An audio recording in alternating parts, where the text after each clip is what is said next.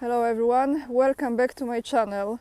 As you see in the title of this video, is this Putin's final warning? I don't know. I don't think any of us knows.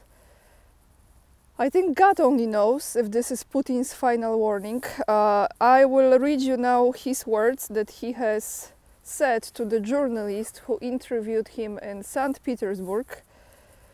So, Russian President Vladimir Putin, this is from September 13th, that is today, but it was recorded yesterday.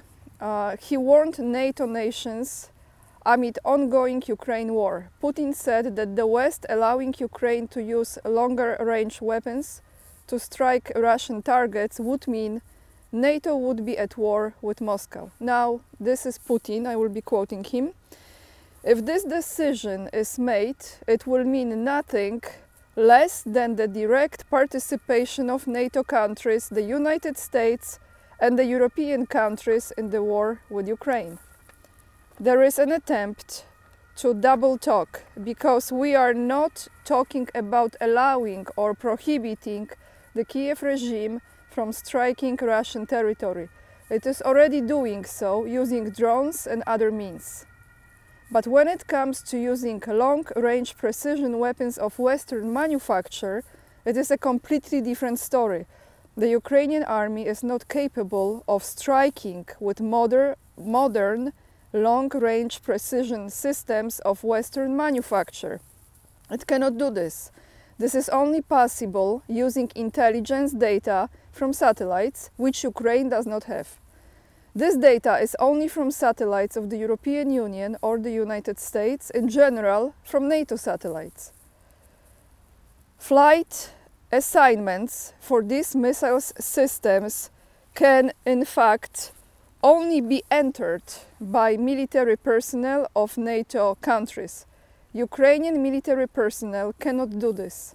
Therefore, we are not talking about allowing the Ukrainian regime to strike Russia with these weapons or not. We are talking about making a decision about whether NATO countries are directly involved in the military conflict or not. If this decision is made, it will mean nothing less than the direct participation of NATO countries, the United States and the European countries in the war in Ukraine. This is their direct participation, and this, of course, significantly changes the very essence, the very nature of the conflict. I will repeat this again, there is more that he said, but this is important. This is their direct participation, and this of course significantly changes the very essence, the very nature of the conflict. Significantly changes. I don't think people are aware of what he's saying. I think they still think he's bluffing.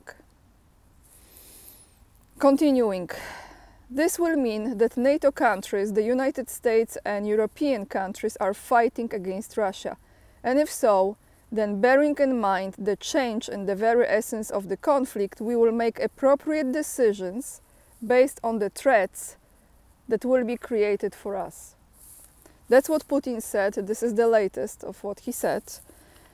On that note, I will now go to Alexander Lukashenko, who says something about how none of this could ever happen. I remember exactly what he is talking about when this conflict has started. I mean, it has started many years ago, but I'm saying officially, right? And I remember when President of Belarus was trying to negotiate with Zelensky and create some sense of peace with this, right in the very beginning. So there is a video in which, and I will be of course sharing all the information that I am giving to you, they are down below in the description box, all the links are attached. In that video, a part of this video he dedicates to sharing how he was trying to stop this before this conflict got so far deep into this tragedy.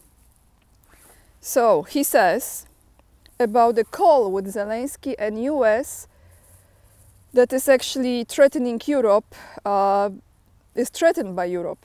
Well, it's threatening Europe too, but it's threatened by Europe, and therefore US wants the war. But this is President of Belarus talking. On the first day when the military conflict started, I was talking to Zelensky and he started shouting, waving his hands and so on. I told him, Volodya, calm down, listen, the war is going on whose territory? The war is on yours. That's why the Ukrainian people will demand from you first of all, and then from Russia. Zelensky said, but they attacked. I said, well, should we talk about why they attacked? I can explain it to you, but that's not the point. We have to stop. We must stop this war. What do you suggest? Asked Zelensky. I said, let's send a delegation. We will meet here. We will call Putin. He will send his men. We will sit down at the table, at the negotiating table. I persuaded him, Zelensky. In general, the Russians come. He persuaded Zelensky. In general, the Russians came to Gomel, and I think I said the name of the place correctly, and the Ukrainians started blackmailing them. We will come, we won't come, we will come, we won't come. And then the Russians said to me, no, Alexander, we are leaving. Why do we have to bow down? I asked them to wait since morning. They, meaning the Ukrainian delegations, should arrive by evening. It was only 10 kilometers away, and they arrived in the evening. And the blackmail began. But somehow we reached an agreement. They, meaning the Ukrainian delegation, wanted to hold the second and third meetings not in Gomel, but somewhere in the west. And it started to rain, but I have trees here, so I will hide myself. Because I really want to record this video. Those are important, important subjects, guys. Okay, so where was it?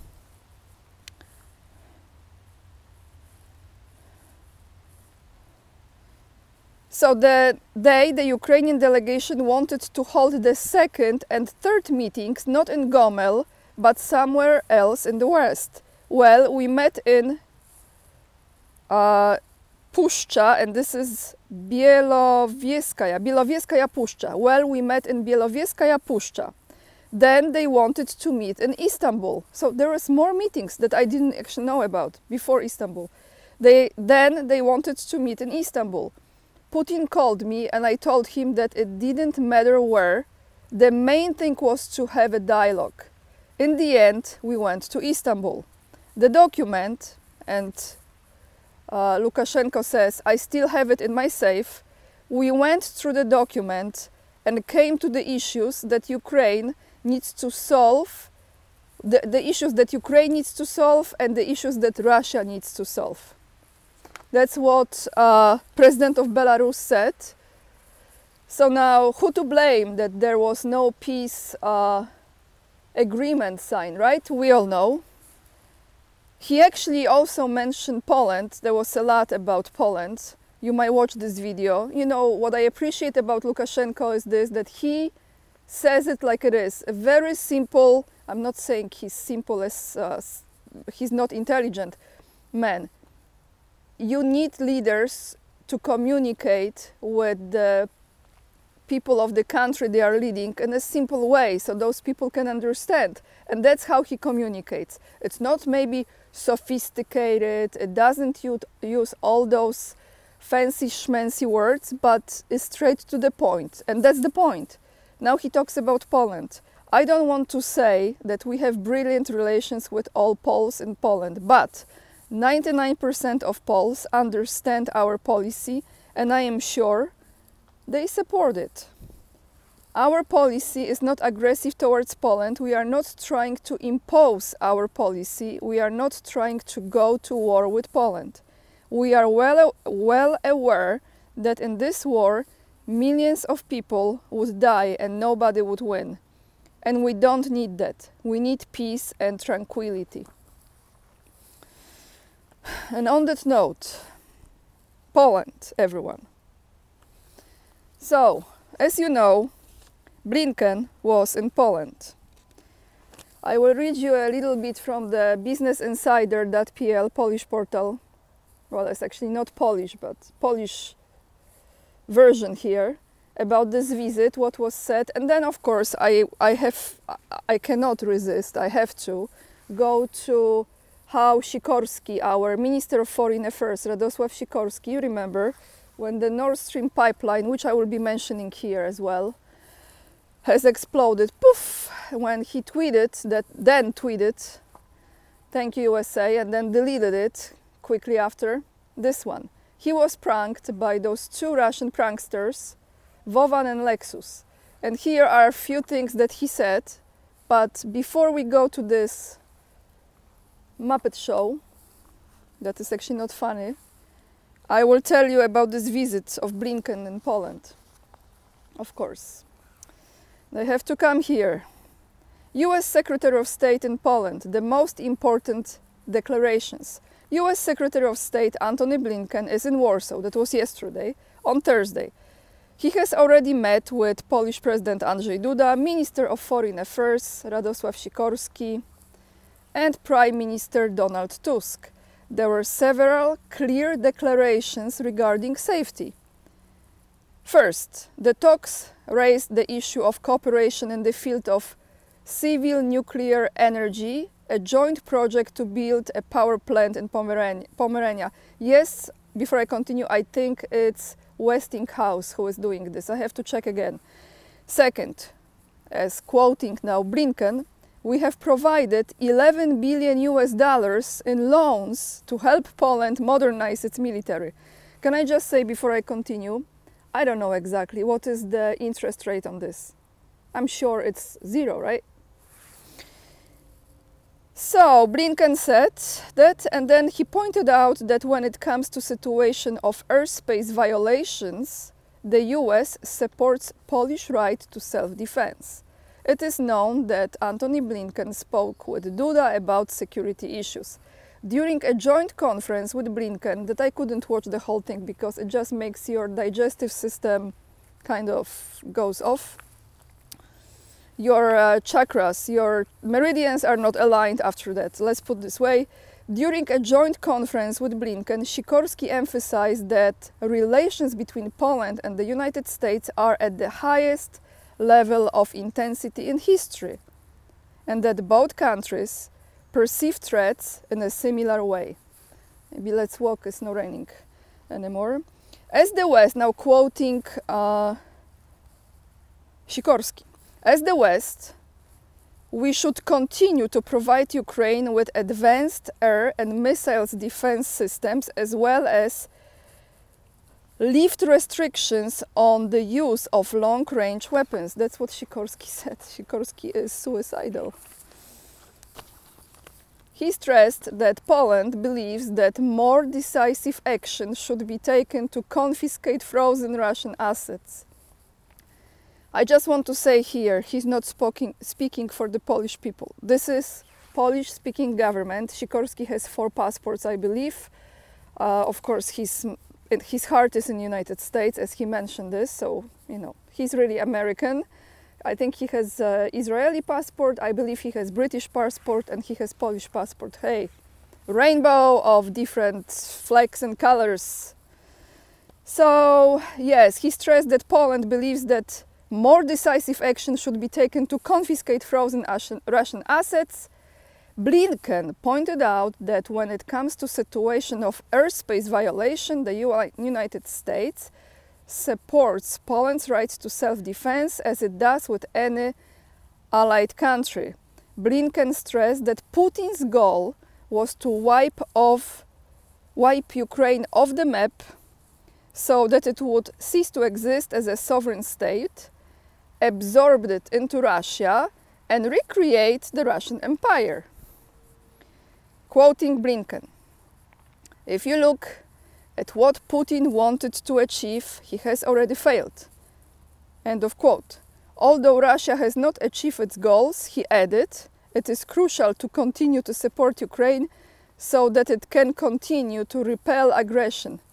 And Blinken says, we are determined for Ukraine to win this war. So how do you think the Ukraine will win this war, if ever? I have to breathe because it's beautiful here, and you know, as long as we have nature, God help us all. Sikorski, since we mentioned him, has laughed while, this is the next topic, okay? This is not about Blinken and Poland, this is about those two Russian pranksters. Thank you. I don't think you will ever watch my videos, but if somehow, somewhere, someone shows you, thank you for doing this. Especially with this one. So, Polish Foreign Minister Radosław Sikorski has laughed while discussing the Nord Stream sabotage with Russians pranksters Vladimir Kuznetsov, that is Vovan, and Alexei Stolyarov, that is Lexus, calling the explosions at the pipelines a great job. The pranksters posted the video with Sikorski on their Telegram and Rutube, which is the Russian version of YouTube. I'm gonna open this thing because, you know, channels. So Telegram channel and YouTube channel. They post as a former Ukrainian president, Piotr Poroshenko, when speaking to the Polish diplomat. Isn't it amazing how easily they fool those people? Like, they don't even, you know, if you deal with someone, especially those who dealt with certain politicians for a while, they should recognize the voice, right? Or, you know, at least question it, like recognize the voice. It's, seriously, you don't? It's just how dumb you are, how stupid you are. I mean, maybe he never dealt with Poroshenko, but I'm sure he can check out the voice. What is the voice of Poroshenko? But nevertheless, they were pretending they are the Ukrainian President Piotr Poroshenko and speaking to Sikorski. And this is what Sikorski said. In Poland, this is the way we feel about it. Whoever did it did a good job, meaning the Nord Stream pipeline, poof. That's what he said. Whoever did it did a good job. Sikorski said and laughed with his thumbs up. By the way, if you give me thumbs up for this video, I very much appreciate. And we now know that the Americans had advanced knowledge of it and didn't stop it, he added. He said more things, but let me just go back in time, because soon we're gonna have a 2-year anniversary. On September 27th of 2022, Nord Stream AG reported unprecedented damage on 3 strings of the offshore gas pipelines of the Nord Stream system. Later, Swedish seismologists said that they had identified 2 explosions on the road of the Nord Stream pipelines on September 26th. Russian Foreign Minister Sergei Lavrov then said that Moscow had no doubt that the sabotage of the Nord Stream pipelines was carried out with the US support. Following the incident, the Russian Prosecutor General's office initiated a criminal case on charges of international terrorism. But there is more from Sikorski, what he said during this call. So let's go through this, which I don't believe a single word here. The thank you USA, of course, I believe, but this I don't.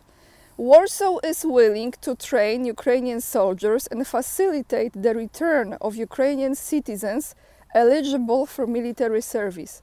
But Polish soldiers inside Ukraine, it is not doable unless there was a peace agreement and these were peacekeeping forces, UN or something. Then it's different, maybe. Are you buying this, guys? I'm not. Absolutely not. Because as we know, the dead corpse of foreign soldiers have already been found many times in Ukraine, especially lately in the Kursk region. Who in their mind, who from Ukraine in their mind would be willingly, not being forced, but willingly volunteer, join the Ukrainian legion that will be trained in Poland? Who would do it? If they escape the war, then they come to another country trying to stabilize their lives, maybe bring the rest of the families over, and then they say, no, I'm going to volunteer in Ukrainian Legion, so I go back, I will be trained here, and then I go back and I fight and I die. Give me a break. And with this, we're gonna end 2 comments of the day. I don't have the name of the person who says what I exactly just, well, that's another one, but this person says, why can't the Ukraine get rid of Zelensky? This is ridiculous. Well, simple question, is it? And the second comment is, the men are not fleeing Ukraine to go back there as soldiers. Exactly, the men are not fleeing Ukraine to go back there as soldiers. They know what awaits them at the front. The Poles are naive. So here I want to correct this. Poles are not naive. The Polish-speaking government is naive. The whole concept is naive. It's just big show, and it's all about money, it's all about power, and they are truly delusional, you know, they are truly delusional. And I am absolutely certain, agreeing here with Andrei Martyanov, because I think majority of them, if not all of them, are narcissists. And then on the top of it, which is kind of dangerous and scary, they are cowards. So imagine the psychology of all of this. This is all I have for you for today. All the links to the articles and the videos will be down below in the description box. Thank you so much for hitting this like today. I really appreciate, for subscribing to my channel, for leaving the comments. I read them all. And thank you so much for supporting my work by the donations. It really keeps me going. It means a lot to me. You have PayPal, you have Buy Me a Coffee, fundraiser for my little house, you know where, and as well as Patreon and Locals, where you can become the monthly supporter of my work.